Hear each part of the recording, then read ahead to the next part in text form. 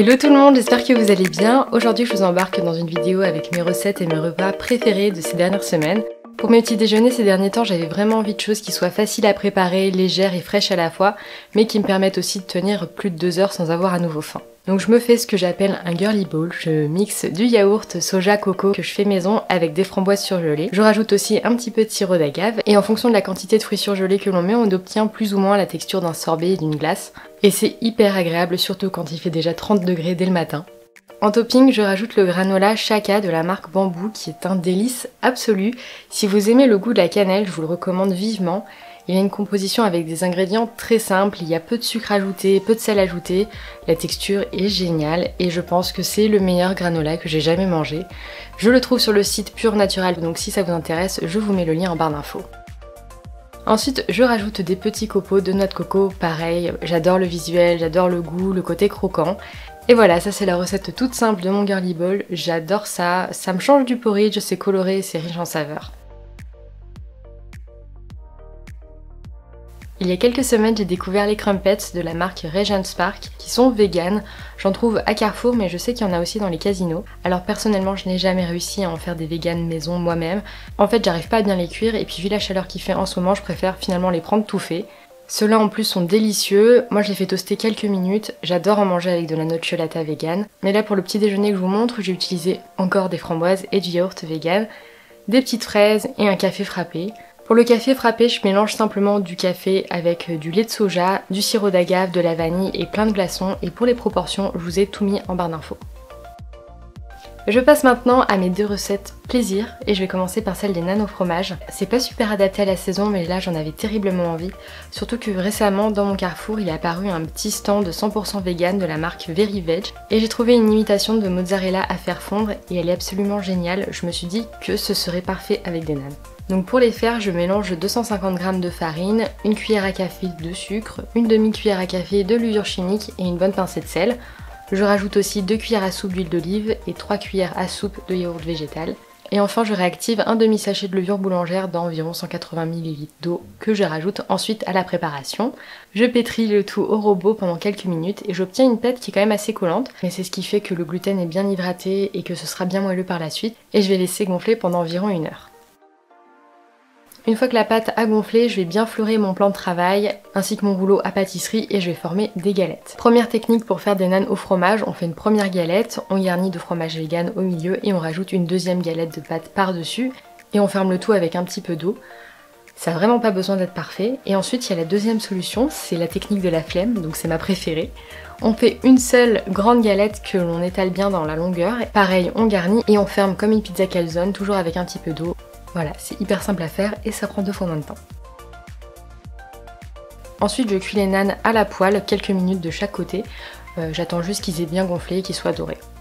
Une fois qu'ils sont cuits, étape ultime et extrêmement importante, même si elle n'est pas indispensable, je tartine un tout petit peu de margarine sur toute la surface. Il n'y a pas besoin d'en mettre beaucoup, vraiment juste un tout petit peu, mais ça va tout changer. Les nanes vont être super moelleux et fondants. Enfin, moi j'adore. Le fromage que j'ai utilisé fond super bien à l'intérieur, en plus il a un goût qui rappelle un peu la vache qui rit, donc c'est vraiment une tuerie, je vous recommande à 10 000% d'essayer cette recette. Avec les quantités que j'ai utilisées, j'ai pu faire 4 grands nanes d'environ 20 cm de diamètre, et si vous ne trouvez pas de fromage vegan, je vous mets aussi en barre d'infos plusieurs recettes à faire soi-même que j'ai déjà publiées sur mon blog ou sur ma chaîne. Donc moi je mange ça avec du dalle, je vous ai déjà posté plusieurs recettes sur ma chaîne, je vous les mets en barre d'infos et c'est un combo parfait. Moi qui pensais ne plus pouvoir me faire des nanes au fromage dignes de ce nom, bah là je suis vraiment comblée. Ensuite pour la deuxième recette plaisir qui va être beaucoup plus simple, j'ai tout simplement fait des wraps aux nuggets vegan. Je prends ceux de la marque Céréales que l'on trouve en grande surface, je les coupe en petits morceaux et j'ajoute du paprika fumé, ça a une saveur vraiment très parfumé et ça rappelle un peu l'odeur du barbecue. J'ai aussi ajouté quelques épices mexicaines et j'ai enfourné le tout pendant 10 minutes à 180 degrés. Ensuite j'ai utilisé une galette de blé complet, je les achète en magasin bio et j'ai ajouté un peu de sauce tomate faite maison simplement avec du coulis de tomate et des oignons. J'ai rajouté un peu de champignons grillés au four, les nuggets, des haricots rouges et des feuilles d'épinards et j'ai aussi mis un petit peu de sauce tahini et yaourt végétal et c'est super bon, c'est très rapide à faire. On est un peu du côté de la junk food mais ça fait aussi plaisir de temps en temps.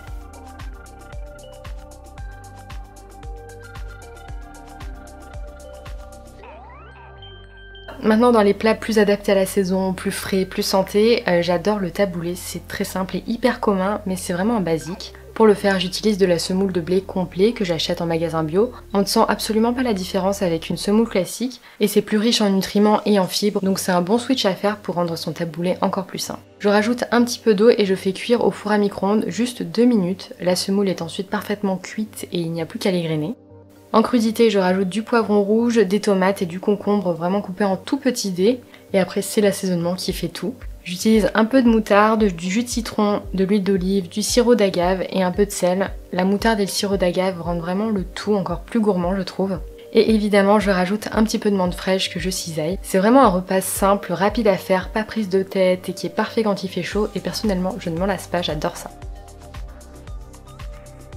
Récemment, j'ai découvert une recette de salade proposée par Picard qui est à base de quinoa et de mangue. J'ai utilisé du quinoa bio que j'achète en vrac et je commence toujours par le rincer. Le quinoa est recouvert de saponine, c'est un goût très amer et ça fait de la mousse pendant la cuisson, donc mieux vaut bien rincer son quinoa. Pour la cuisson, je fais toujours un volume de quinoa pour 3 volumes d'eau et je laisse cuire 10-15 minutes pour que toute l'eau soit absorbée ou évaporée et le quinoa est très bien cuit.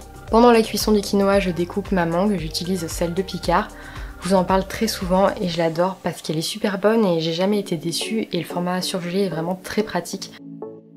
Une fois que le quinoa est cuit, j'y ajoute quelques pousses d'épinards, des épices marocaines, de l'huile d'olive, un petit peu d'oignon surgelé. Je fais à peine cuire le tout juste pour que les feuilles d'épinards deviennent légèrement tendres. Ensuite, je rajoute de la tomate, la mangue que j'ai coupée, des graines de tournesol et des graines de courge.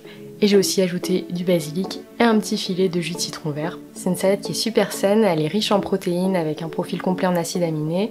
C'est frais et c'est délicieux. Et si vous aimez les mélanges sucrés-salés avec des saveurs orientales, vous pouvez vraiment la tester les yeux fermés.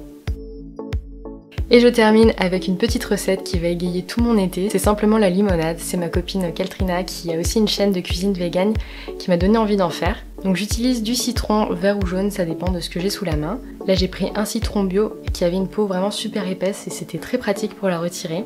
Dans mon blender, j'ai mis le citron, de l'eau et de l'arôme de vanille qui a déjà une base sucrée, donc pas besoin d'en rajouter. Je mixe bien le tout et ensuite je retire la pulpe et le reste de noyau à l'aide d'une passoire.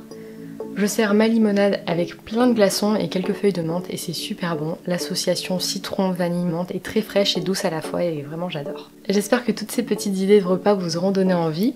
Si vous refaites une de mes recettes, n'hésitez pas à me dire ce que vous en avez pensé, à m'envoyer vos photos ou à me taguer sur les réseaux sociaux pour que je puisse les voir. Je vous fais plein de gros bisous et je vous dis à très bientôt dans une prochaine vidéo. Ciao!